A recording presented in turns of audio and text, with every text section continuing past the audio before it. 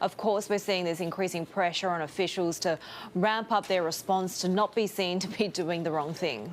Yeah, I mean, this Beijing outbreak is now well a month old, starting to feel a little bit like Groundhog Day with this sort of consistent number of cases, around 45 to spiking up to almost 100 the other day.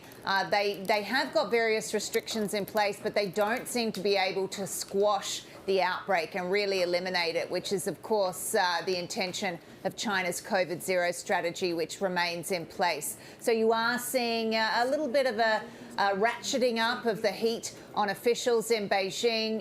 You had a couple fired as part of the postal service for their role in the outbreak the other day. The health chief, a long-running case against him has come to fruition as well. You have Sun Chunlan, the vice minister in town, watching over things, which is a sign that, you know, the central government's attention is on the situation in the capital. So, yeah, the real potential for a shift or ratcheting up of restrictions in Beijing. What about the outbreak in nearby Tianjin? How concerned should we be at this point? I mean, the cases each day are sort of under 20 new cases every day. But, you know, in the COVID-0 environment, that doesn't really mean much because the intention is to try and eliminate the outbreak.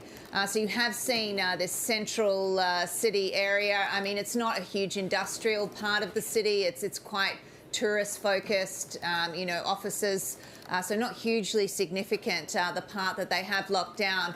But we are sort of watching to see if that lockdown spreads, particularly to Binhai in Tianjin, where you have an Airbus plant, you know, various car makers, Toyota, Volkswagen, with a presence there.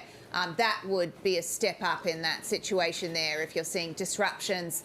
I mean, after these places, particularly the car makers, back in January, had to shut down production there because of another outbreak in Tianjin.